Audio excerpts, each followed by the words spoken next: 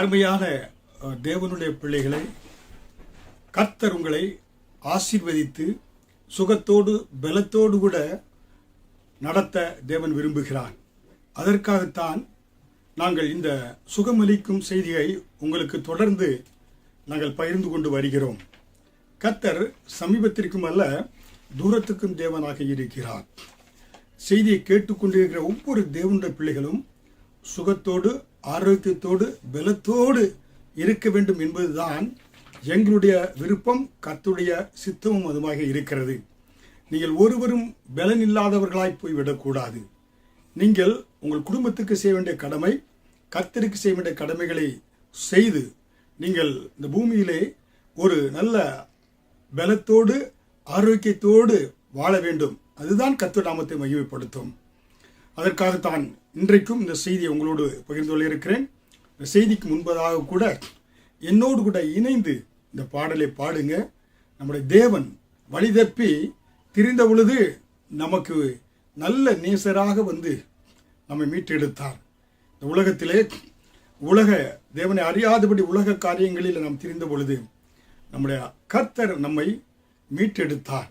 மீட்டெடுத்து நமக்கு ரட்சிப்பை கொடுத்து கர்த்தர் அற்புதமாய் சுகத்தையும் பலனையும் ஆசீர்வாதங்களை கொடுத்து நடத்துகிறார். அந்த விசுவாசத்தோடு கூட என்னோடு இணைந்து இந்த பாடலை நீங்கள் பாடுங்க. அப்பொழுது கர்த்தருடைய அந்த மகிமையின் பிரசன்னம் உங்கள் மத்தியில் இறங்கி வரும்.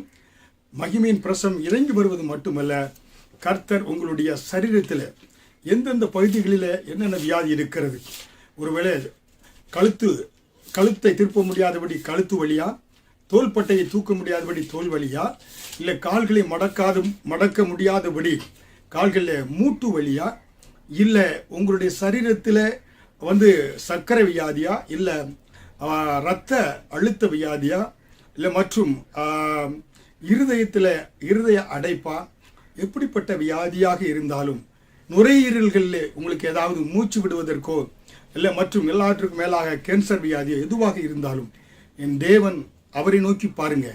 நீங்கள் எனக்கு வழியே தெரியலை, நான் எங்கே செல்வது, என்னுடைய வேதனையை யாரிடத்தில் நான் கொட்டுவது என்று நீங்கள் தவித்து கொண்டிருந்தால், இந்த செய்தி கேட்கக்கூடிய தேவனுடைய பிள்ளைகளுக்கு நான் சொல்வது, தேவன் உங்களுக்கு ஒரு நல்ல ஒரு மேய்ப்பராக தகப்பனாக இருந்து உங்களை ஆறுதல் படுத்துகிறார். சுகத்தை ஆண்டவர் கொடுக்க விரும்புகிறார். ஹல்லேலூயா. என்னோடும் பாஸ்டர் டாக்டர் சீலாவோடும் இணைந்து இந்த பாடலை பாடுங்க. பாடலை பாடுகின்ற பொழுதே கர்த்தர் வார்த்தையை அனுப்பி உங்களை சுகமாக்குவார். ஹல்லேலூயா. பாதை தெரியாத ஆட்டை போல அலைந்தேன் உலகிலே, நல்ல நேசராக வந்து என்னை மீட்டிலே. பாதை தெரியாத ஆட்டை போல அலைந்தேன் உலகிலே, நல்ல நேசராக வந்து என்னை மீட்டிலே. கலங்கினே நீர் என்னை கண்டீர், பதறினே நீர் என்னை பார்த்தீர். கலங்கினே நீர் என்னை கண்டீர், பதறினே நீர் என்னை பார்த்தீர். கல்வாரியின் அண்டை வந்தேன், பாவம் தீர நான் அழுதேன். கல்வாரியின் அண்டை வந்தேன், பாவம் தீர நான் அழுதேன். பாதை தெரியாத ஆட்டை போல அலைந்தேன் உலகிலே, நல்ல நேசராக வந்து என்னை மீட்டிலே. என் காயம் பார்த்திடு என்றே, உன் காயம் ஆறிடும் என்றே. என் காயம் பார்த்திடு என்றே, உன் காயம் ஆறிடும் என்று நம்பிக்கையோடு நீ வந்தால் துணையாக இருப்பேனே என்று நம்பிக்கையோடு நீ வந்தால் துணையாக இருப்பேனே என்று பாதை தெரியாத ஆட்டை போல அலைந்தேன் உலகிலே நல்ல நேசராக வந்து என்னை மீட்டிரே. இந்த பூமியில பாதை தெரியாத ஆட்டை போல வாழ்ந்து கொண்டு இருந்த நான் என்னுடைய பிரச்சனைக்கு, என்னுடைய வேதனைக்கு, குடும்பத்தில் நடந்த உயிரிழப்புகளுக்கு யார் பதில் சொல்வார்? வழியே இல்லை என்று அலைந்த பொழுது ஒரு நல்ல நேசராக இயேசு கிறிஸ்து என்னை தேடி வந்து என்னை மீட்டெடுத்தார். ஹல்லேலூயா! அந்த இயேசு கிறிஸ்துவை இன்றைக்கு உங்களுக்கு அறிமுகப்படுத்துகிறோம். ஹல்லேலூயா! நீங்கள் இன்றைக்கு எப்படிப்பட்ட பிரச்சனையா இருந்தால், தீராத வியாதியா, கேன்சர் வியாதியா, கிட்னியுடைய என நீங்கள் தொடர்ந்து அதுக்காண்டி டயாலிசிஸ் எடுத்துக்கொண்டு இருக்கீங்களா? இல்லை ஹார்ட்டில் பிளாக்கேஜ் இருக்கிறதா? மூட்டு வழியா நடக்க முடியவில்லையா? இல்லை தோள்பட்ட வியாதியா? இல்லை கழுத்து வழியா? எப்படிப்பட்ட வழியாக இருந்தாலும் அந்த அன்பு நேசர் உங்கள் அருகிலை தேடி வந்து உங்களை சுகமாக்கக்கூடியவராய் இருக்கிறார், உங்களை குணமாக்கக்கூடியவராய் இருக்கிறார். அந்த இயேசு கிறிஸ்துவினுடைய தழும்புகளால் நீங்கள் சுகமானீர்கள். ஹல்லேலூயா! விசுவாசிங்க. அதனால தான் விசுவாசத்தோடு ஏன்னா என் காயம் பார்த்துடு என்றீர், உன் காயம் ஆற்றுவேன் என்றார். ஹல்லேலூயா! நாம் செய்ய வேண்டியது அந்த கல்வாரியை நோக்கி பார்ப்பதுதான். நாம் செய்ய வேண்டிய காரியம் முதலாவது நம்ம ஒரு ஸ்டெப் வைத்தா அந்த தேவன் இறங்கி வந்து 10 ஸ்டெப் இறங்கி வந்து நம்மை தூக்கக்கூடியவராய் இருக்கிறார். ஹல்லேலூயா! அருமையான தேவனுடைய பிள்ளைகளே, அவருடைய காயத்தை நோக்கி பாருங்க. உங்களுக்கு பிரச்சனைகள், பாடுகள், வியாதிகளா? நீங்க பார்க்க வேண்டிய காரியம் இயேசுடைய காயங்கள். இயேசு சிலுவையிலே தொங்கினாரே, அவருடைய காயங்களை பாருங்க. அவருடைய காயங்களை பார்த்தா அவர் உங்களை குணமாக்குவேன் என்று வாக்கு கொடுக்கிறார். ஹல்லேலூயா! அதற்கு ஆதாரமாக இன்றைக்கு வேத வசனத்தை நாம் தியானிக்க இருக்கிறோம். இயேசு கிறிஸ்துவின் ரத்தம் சகல பாவங்களை நீக்கி நம்மை சுத்திகரிக்கும் என்று 1 யோவான் 1ஆம் அதிகாரம் 7வது வசனத்திலே பார்க்கலாம். இயேசு கிறிஸ்துவின் ரத்தம் சகல பாவங்களையும் நீக்கி நம்மை சுத்திகரிக்கும். இன்றைக்கு வியாதிக்கு காரணம் என்ன? பாவம். ஐயா, நான் பாவி, இயேசு என்னை மன்னிப்பாரா? எனக்கு பாவ விமோச்சனம் உண்டா? எனக்கு மறுவாழ்வு உண்டா? என்னை ஆண்டவர் ஏற்றுக்கொள்வாரா என்று நீங்கள் ஒருவேளை கலங்கிக் கொண்டிருக்கலாம். உங்கள் கேள்விக்கு பதில் தெரியாமல் இருக்கலாம். நீ உலகத்தினுடைய அந்த சிற்றின்பங்களை, உலகம் தரக்கூடிய அந்த மயக்கங்களை நோக்கி ஓடாதீங்க. இயேசு உங்களுடைய சகல பாவத்தையும் நீக்கி உங்களை அவர் எப்படிப்பட்டவராயிருக்கிறார்? சுத்திகரித்து நீதிமானாய் அவருடைய பிள்ளையாக மாற்ற விரும்புகிறார். ஹல்லேலூயா! நீங்கள் வர வேண்டியது கல்வாரி அண்டை வர வேண்டும். கல்வாரி அண்டை வந்து, நான் பாவி, நீர் உலக இரட்சகர், என்னுடைய பாவங்களுக்காக நீ அடிக்கப்பட்டு மரித்து அடக்க செய்யப்பட்டு 3ஆம் நாள் உயிரோடு எழும்பினீர், நீரே இரட்சகர் என்று வாயில் அறிக்கையிடுகின்ற பொழுது அவருடைய பிள்ளையாய் மாறுறீங்க.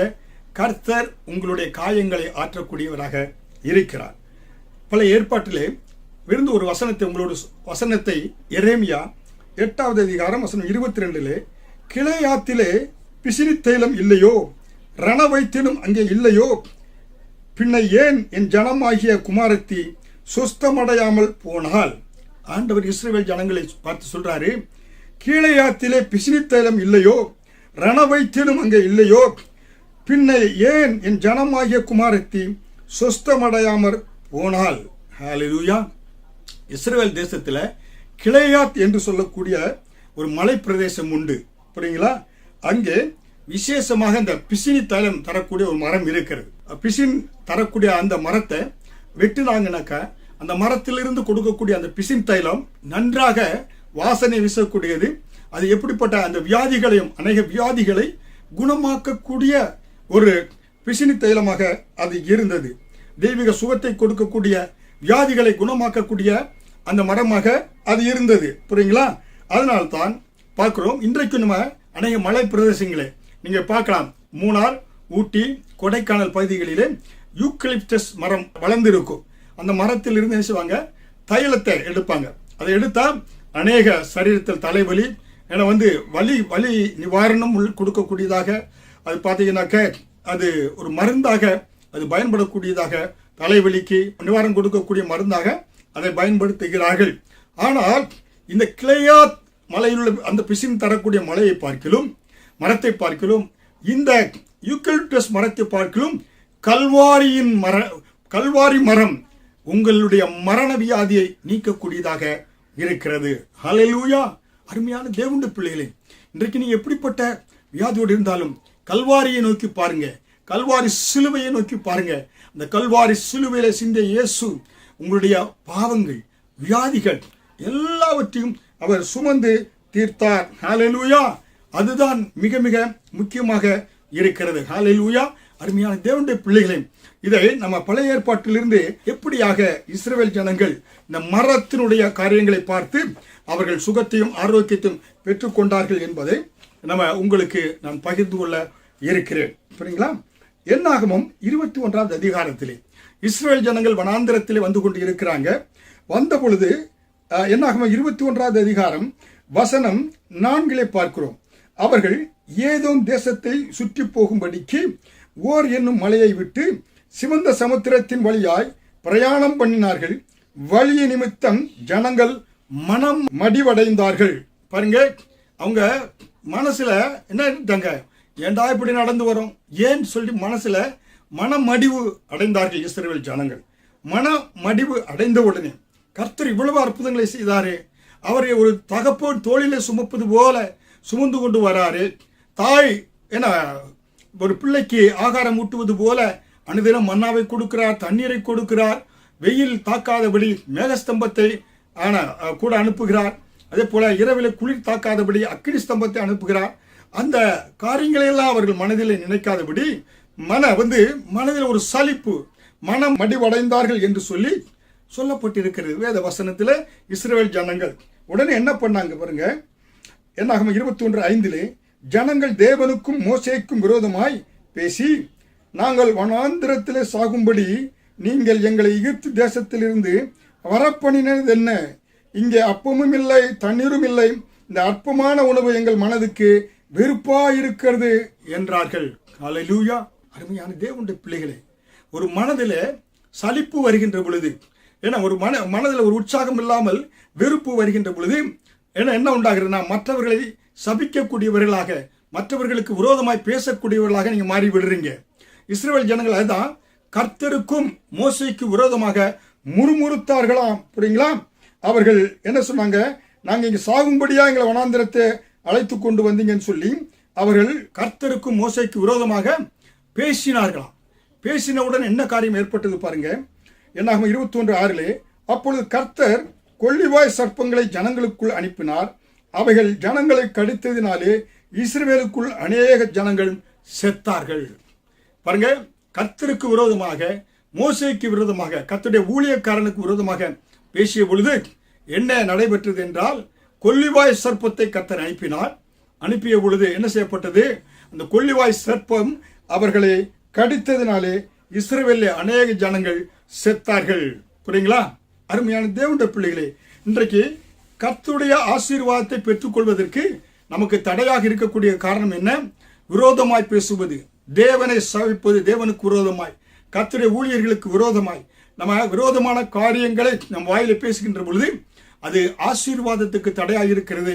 இஸ்ரவேல் ஜனங்களுக்கு செத்தார்கள், மடிந்தார்கள் என்று பார்க்கிறோம். தேவனுடைய ஆசீர்வாதத்திற்கு அது ஒரு தடையாக இருக்கிறது. அதனால் தான் நீதிமொழிகள் 18வது அதிகாரம் வசனம் 20-21 அவனவன் வாயின் பலனால் வயிறு நிரம்பும், மரணமும் ஜீவனும் நாவின் அதிகாரத்தில் இருக்கிறது என்று வேதவசனம் சொல்கிறது. அதனால் மரணத்தை குறித்து நீங்க பேசுனீங்கன்னா, வெறுப்பை குறித்து, பிசாசுக்கு இடம் கொடுத்து அந்த வார்த்தைகளை பேசினா மரணம் தான் வரும். நாங்கள் இங்க சாகவா வந்த வனாந்திரத்தில் பேசுனீங்க, செத்தார்கள். என்ன சொல்றாங்க பாருங்க, நாங்கள் சாகும்படியா இந்த வனாந்திர தேசத்துக்கு வரப்பண்ணினது என்ன? சாகும்படியான என்ன சாவ குறித்து தான் பேசுற. வனாந்திரத்திலே கொள்ளிவாய் சர்ப்பங்கள் இருந்தது, அது கடித்து சேர்த்தார்கள். கர்த்தர் அதற்கு காரணம் அல்ல. அருமையான தேவனுடைய பிள்ளை, நீங்க நினைக்கலாம், இவங்க மரணத்தை குறித்து பேசுறாங்க, ஆண்டவரே எவ்வளவு கர்த்தர் அற்புதங்களை செய்தார். 10 வாதைகளை நீக்கினாரு. ஆண்டவர் செங்கடலை பிளந்தாரு. அவர்கள் வனாந்திரத்தில் அற்புதமாக எல்லாத்தையும் கொடுத்து நடத்தி கொண்டு வராரு. ஆனால் அதெல்லாம் நன்றி மறந்து விரோதமாய், கர்த்தருக்கு விரோதமாய், தன்னை படைத்தவருக்கு விரோதமாய், சிருஷ்டிகரை சிருஷ்டி விரோதமாய் பேசுகிறான். பேசிய பொழுது அவர்கள் நாங்கள் சாகும்படியா இந்த வனாந்தர தேசத்துக்கு கொண்டு வந்தீர்கள் சொன்ன பொழுது அங்கே கொள்ளிவாய் சர்ப்பங்கள் ஏற்கனவே இருந்தது. அது கடித்து அவர்கள் கர்த்தருடைய ஆசீர்வாதத்துக்கு தூரமாய் போனார்கள். மழை பெய்து கொண்டிருக்கிறது. குடையை பிடித்து கொண்டு நீங்க போறீங்க. குடைக்குள் உங்கள் சரீரம் அபாயம் இருக்கிற வரை அந்த அபாயம், வெளியே அபாயத்திலிருந்து நீங்க உங்களை பாதுகாத்துக் கொள்ள முடியும். அந்த குடையை விட்டு உங்களுடைய சரீரத்தினுடைய பாகங்கள் வெளியே சென்றா அபாயம். புரியுங்களா? கல்மழை பெய்யலாம். சரீரத்துக்கு அபாயம்தான். அப்போ உன்னதமானவருடைய மறைவில் இருக்கின்ற பொழுதுதான் உங்களுக்கு, அந்த அடைக்கல பட்டணத்தில் இருக்கின்ற பொழுதுதான் உங்களுக்கு பாதுகாப்பு. சர்வ வல்லவருடைய நிலையில் தங்குகின்ற பொழுதுதான் உங்களுக்கு பாதுகாப்பு. அப்ப தேவனுக்கு விரோதமாக முறுமுறுத்த பொழுது அந்த கொள்ளிவாய் சர்ப்பங்கள் இவர்களை கடித்து செத்தார்கள். அதனால் ஜனங்கள் மோசேயின் இடத்தில் போய், நாங்கள் கர்த்தருக்கும் உமக்கு விரோதமாய் பேசினதினால் பாவம் செய்தோம். சர்ப்பங்கள் எங்களை விட்டு நீங்கும்படி கர்த்தரை நோக்கி விண்ணப்பம் பண்ண வேண்டும் என்றார்கள். மோசே ஜனங்களுக்காக விண்ணப்பம் பண்ணினான். என்னாகும் 21:7 பாருங்க. இப்ப ஜனங்கள் புரிஞ்சிட்டாங்க, கர்த்தருக்கும் உமக்கு விரோதமாக பேசினதுனால்தான் இந்த கொள்ளிவாய் சர்ப்பம் என்ன செய்து எங்களை பாவம் செய்தோம். சர்ப்பங்கள் எங்களை என்ன செய்தது? தீண்டியது. அதனால இது சர்ப்பத்திலிருந்து விடுதலை எங்களுக்கு வேண்டும், சர்ப்பக்கடியிலிருந்து என்று விண்ணப்பம் பண்ணும்படியாக மோசேயின் இடத்துல கேட்டார்கள். கர்த்தர் மோசேயை நோக்கி, நீ ஒரு கொள்ளிவாய் சர்ப்பத்தின் உருவத்தை செய்து அதை ஒரு கம்பத்தின் மேல் தூக்கி வை. கடிக்கப்பட்டவன் எவனோ அவன் அதை நோக்கி பார்த்தால் பிழைப்பான். கர்த்தர் சொல்றார் பாருங்க. மோசே கிட்ட சொல்கின்ற பொழுது அவங்க கேட்பதற்கு முன்பாகவே ஆண்டவர் அவங்களுடைய விண்ணப்பத்தை கேட்கக்கூடியவர். அதனால மோசேட்ட கேட்காங்க. கர்த்தர் பதில் சொல்றாரு, ஒரு வெண்கல சர்ப்பத்தை செய்து அது ஒரு மரத்துல, ஒரு கம்பத்துல தூக்கி வை. அப்ப யார் கடிக்கப்பட்டு விஷம் ஏறினதோ அந்த கடிக்கப்பட்டவர்கள் அந்த மரத்தில் தூக்கப்பட்ட அந்த வெண்கல சர்ப்பத்தை பார்த்தா பிழைப்பார்கள். என்னாகும் 21:9 அப்படியே மோசே ஒரு வெண்கல சர்ப்பத்தை உண்டாக்கி அதை ஒரு கம்பத்தின் மேல் தூக்கி வைத்தான். சர்ப்பம் ஒருவனை கடித்த பொழுது அவன் அந்த வெண்கல சர்ப்பத்தை நோக்கி பார்த்து பிழைப்பான் என்று சொன்னார். ஹல்லேலூயா. அருமையான தேவனுடைய பிள்ளைகளே, ஆண்டவர் பாருங்க சொல்றாரு அதற்கு தீர்வை. தேவன் முழுவதுமா ஜனங்கள் மடிந்து போவது கர்த்தருடைய பிரியமல்லங்க. வாக்கு கொடுத்தார். கர்த்தர் சொர்க்கத்தில் இருந்த தேவன் வானத்தை விட்டு பூமிக்கு இறங்கி வந்தார். ஹல்லேலூயா. யாத்திரை 3:8 பார்க்கிறோமே. கர்த்தர் நினைச்சாரு, பாலும் தேனும் ஓடுகிற நலமும் விசாலமான தேசத்தில் கொண்டு போய் சேர்ப்பேன் என்று வாக்கு கொடுத்தாரு. அந்த ஜனங்களை அந்த சர்ப்பத்தினுடைய அந்த விஷக்கடியிலிருந்து, அந்த சாவிலிருந்து அவர்களை பாதுகாக்க கர்த்தர் என்ன செய்தாரு? அந்த வெண்கல சர்ப்பத்தை செய்து அதை மரத்தில் தூக்கி வைத்து அதை பார்க்கிற ஒவ்வொருவனும் என்ன செய்தாங்க? அதை அப்பொழுது பிழைப்பான் என்று சொன்னார். ஹல்லேலூயா. மோசே அப்படியாக செய்தான். அப்ப அந்த சர்ப்பம் கடித்த ஒவ்வொருவரும் அதை பார்த்து பிழைத்தார்கள். இப்போ எனக்கு கடித்திருந்துச்சுன்னா நான் என்ன செய்வேன்? என் மனைவி பார்த்தியப்பா, நீ அந்த வெண்கல சர்ப்பத்தை மோசே தூக்கி வைத்திருக்கிற மரத்தில் அதை பாரு என்று சொன்னா நான் பிழைக்க முடியாது. யாராரு கடித்ததோ அவங்க பார்த்தா தான் அவங்க பிழைக்க முடியும். இன்றைக்கு உங்களுக்கு ரட்சிப்பு வேண்டுமா?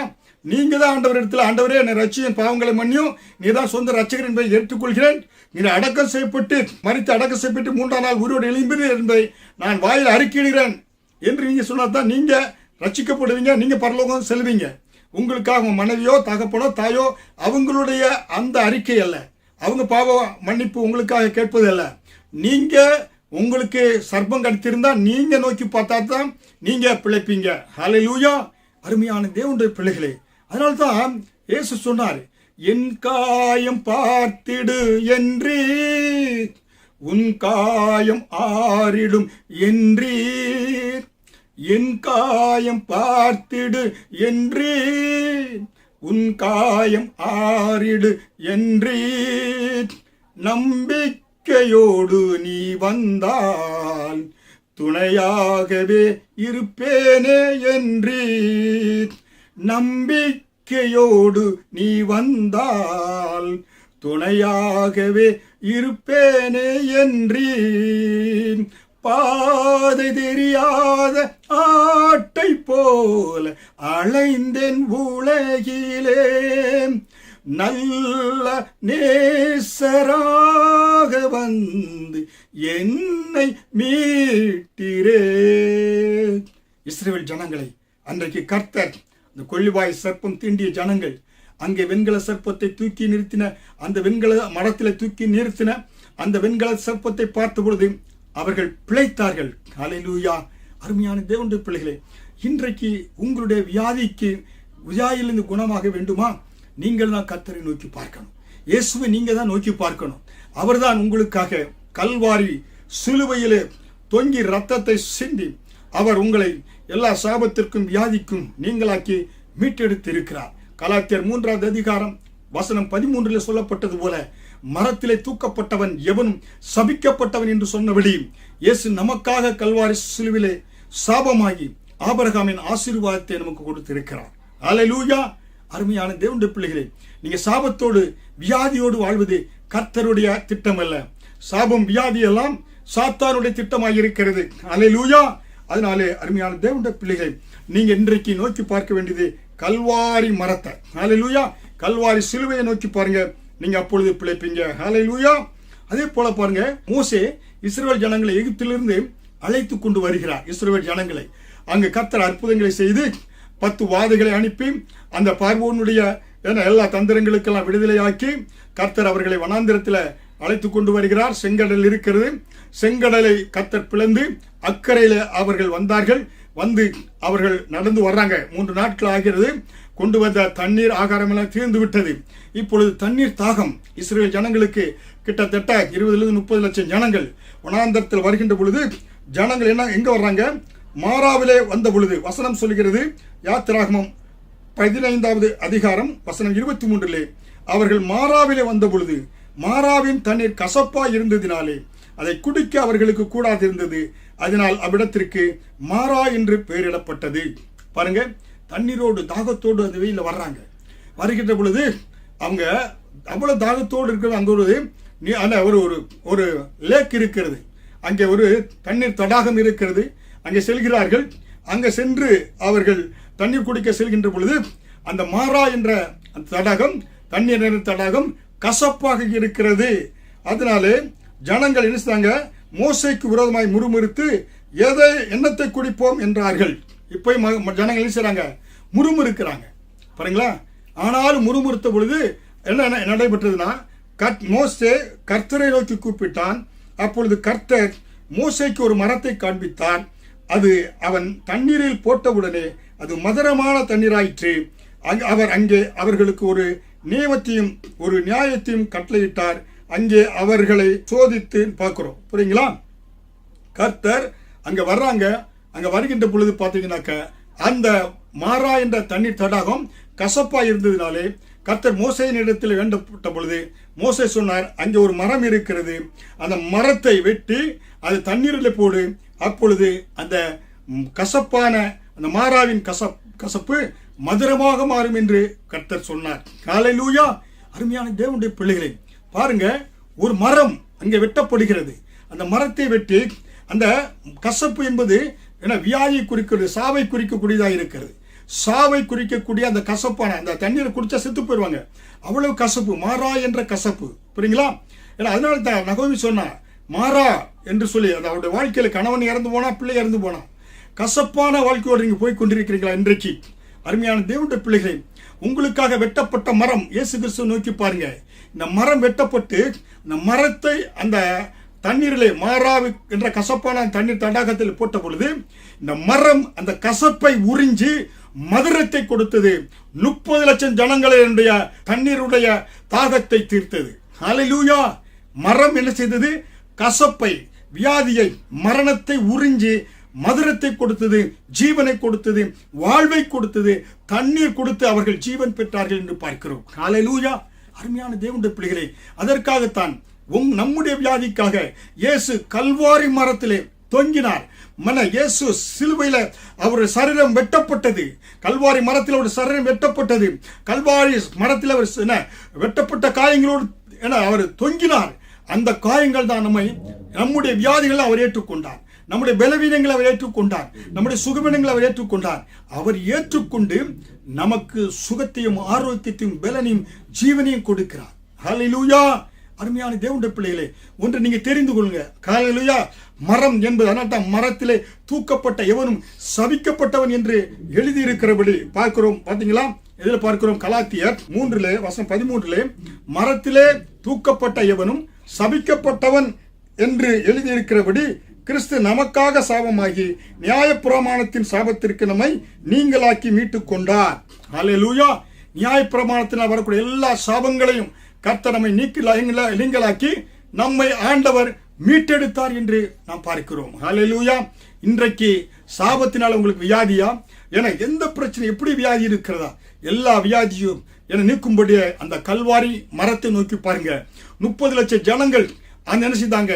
அன்றைக்கு மோசே தூக்கி வைக்கப்பட்ட அந்த மரத்தை, அந்த வெண்கல சர்ப்பத்தை நோக்கி பார்த்தாங்க. பார்த்த பொழுது அவர்கள் பிழைத்தார்கள், சாவாமல் பிழைத்தார்கள். இன்றைக்கும் கல்வாரி சிலுவையை நீங்கி நோக்கி பார்க்கின்ற பொழுது, அன்றைக்கு இஸ்ரவேல் ஜனங்கள் வனாந்திரத்தில் வந்த பொழுது கசப்பான மதுராவுடன் தண்ணீர் குடித்து சாக வேண்டும். ஆனாலும் மரம் வெட்டப்பட்டது. மரம் என்ன மரணத்தை உறிஞ்சி அவர்களுக்கு ஜீவனை கொடுத்தது. ஹல்லேலூயா. அருமையான தேவனுடைய பிள்ளைகளே, அதனால இன்றைக்கு தேவனுடைய உங்கள் வாழ்க்கையிலே இயேசு உங்களுக்கு சுகம் கொடுக்க விரும்புகிறார். இயேசு உங்களுக்கு அற்புதம் செய்ய விரும்புகிறார். ஹல்லேலூயா. அது மட்டுமல்ல, சங்கீதம் 103:3 அவர் என்ன செய்கிறார்? அவர் உன் அக்கிரமங்களை எல்லாம் மன்னித்து நோய்களை குணமாக்குகிறார். இயேசு பாருங்க, அவருடைய ரத்தம் நம்ம நேசிக்கிறது கரைதிரையற்றவர்களாய் நீதிமானாய் மாற்றுகிறது. அக்கிரமங்களை எல்லாம் மன்னிக்கிறாரா? நோய்களை எல்லாம் அவரால் தீர்க்க முடியாத எந்த நோயுமே கிடையாதுங்க. இயேசு எல்லா அக்கிரமங்களையும் எல்லா நோய்களையும் குணமாக்கக்கூடியவர் இயேசு கிறிஸ்து. ஹல்லேலூயா. அருமையான தேவனுடைய பிள்ளைகளே, அதனால்தான் விசுவாசமுள்ள ஜெபம் பிணியாளை ரட்சிக்கும் என்று சொல்லி யாக்கோபு 5:15 பார்க்கிறோம். கர்த்தர் அவனை எழுப்புவார் என்று சொல்லப்பட்டிருக்கிறது. ஹல்லேலூயா. அருமையான தேவனுடைய பிள்ளைகளே, நமக்கு ஆண்டவர் எப்படிப்பட்ட ஆசீர்வாதத்தை கொடுத்திருக்கிறாரா? எபிரேயர் 10:19-20 நாம் பரிசுத்த ஸ்தலத்துக்குள் பிரவேசிப்பதற்கு அவருடைய ரத்தத்தினாலே நமக்கு தைரியம் உண்டாயிருக்கிறது. ஹல்லேலூயா. அது மட்டுமல்ல, பாத்தீங்கன்னா மத்தேயு 26:28 இந்த பாவ மன்னிப்பை உண்டாக்கும்படி அநேகருக்காக சிந்தப்படுகிற புதிய உடன்படிக்கைக்குரிய என்னுடைய ரத்தமாய் இருக்கிறது என்று இயேசு சொன்னார். ஹல்லேலூயா. எபேசியர் 1:7 அவருடைய ரத்தத்தாலே பாவ மன்னிப்பாகிய மீட்பு நமக்கு உண்டாயிருக்கிறது. ஹல்லேலூயா. அருமையான தேவனுடைய பிள்ளைகளே, இயேசு சிந்திய ரத்தத்தின் மூலமாக எல்லா வியாதிகளும் குணமாகிறது, எல்லா அக்கிரமங்களும் குணமாகிறது. ஹல்லேலூயா. இயேசு சிந்திய ரத்தத்தினாலே எல்லா விதமான நோய்களும் குணமாகி கர்த்தர் உங்களுக்கு சுகத்தையும் பலனையும் ஆரோக்கியத்தையும் கொடுக்கக்கூடியவராக இருக்கிறார். தேவனுடைய திட்டம் என்ன? தேவனுடைய சித்தம் என்ன? இந்த பூமியிலே நீங்கள் சாவாமல் பிழைத்திருந்து அவருடைய செய்கைகளை, கர்த்தருடைய கிரியைகளை நீங்கள் விவரித்து சொல்ல வேண்டும் என்பதுதான். சங்கீதம் 118:17 சொல்லப்பட்டது போல, நான் சாவாமல் பிழைத்திருந்து அவருடைய கிரியைகளை விவரிப்பேன். ஹல்லேலூயா. அதனால தான் உற்சாகத்தோடு கூட இந்த பாடல் என்னோடு கூட பாடுங்க. பாடி உங்களுக்காக ஜெபிக்க விரும்புகிறேன். என் காயம் பார்த்திடு என்றீர், உன் காயம் ஆறிடும் என்றீர். என் காயம் பார்த்திடு என்றீர், உன் காயம் ஆறிடும் என்றீன். நம்பிக்கையோடு நீ வந்தால் துணையாக இருப்பேன் என்றீர். நம்பிக்கையோடு நீ வந்தால் துணையாக இருப்பேனே என்றீர். பாதை தெரியாத ஆட்டை போல அழைந்தேன் உலகிலே, நல்ல நேசராக வந்து என்னை மீட்டிலே. கலங்கினேன் நீர் என்னை கண்டீர், கதறினேன் நீர் என்னை பார்த்தீர். கலங்கினேன் நீர் என்னை கண்டீர், பதறினேன் நீர் என்னை பார்த்தீர். நம்பிக்கையோடு நீ வந்தால் துணையாக இருப்பேன் என்றீர். ஹல்லேலூயா. ஆண்டவர், இந்த அருமையான வேளையில நம்பிக்கை வைக்கிற ஒவ்வொரு பிள்ளைகளையும் ஆண்டவர் இந்த ஜாய் டிவியின் மூலமாய் செய்தியை கொண்டிருக்கிற ஒவ்வொரு பிள்ளைகளும் விசுவாசத்தை கல்வாரியை நோக்கி பார்க்கிற ஒவ்வொரு பிள்ளைகளுக்கும் நீங்க நம்பிக்கையா இருக்கிறீர், துணையாக இருக்கிறீர். உலகத்தின் முடிவு பரியந்தம் நான் உன்னோடு கூட இருப்பேன் என்று வாக்கு கொடுத்தீரே. எல்லா வியாதிகளையும் ஆண்டவரே நீங்க நீக்கி சுகமாக்குங்க. உச்சந்தலை முதல் உள்ளங்கால் வரை இருக்கிற எல்லா வியாதிகளும் நீங்கட்டும். நீர் கொடுத்த அதிகாரத்தின்படி நசரேயனாகிய இயேசு கிறிஸ்துவின் நாமத்தில் பிசாசே இவர்கள் மேல் கை வைப்பதற்கு கொடுக்க அதிகாரம் இல்லை. இயேசுவின் நாமத்தில் எல்லா வியாதிகளும் நீங்கட்டும். அப்பாலே போகும்படியாய் கட்டளையிடுகிறேன். இயேசுவின் நாமத்தில், இயேசுவின் ரத்தத்தினாலே ஆண்டவர்கள் சுகம் உண்டாகட்டும், அற்புதம் உண்டாகட்டும், அதிசயம் உண்டாகட்டும். நீ வார்த்தை அனுப்பி குணமாக்கும். ஜீவனுள்ள சாட்சியாய் ஒவ்வொருவரையும் எழுப்பும், ஆசீர்வதியும். இயேசுவின் மூலம் ஜெபிக்கிறேன் ஜீவனுள்ள நல்ல பிதாவே, ஆமென். நீங்கள் பெற்ற ஆசீர்வாதங்களை எங்களோடு பகிர்ந்து கொள்ளுங்க.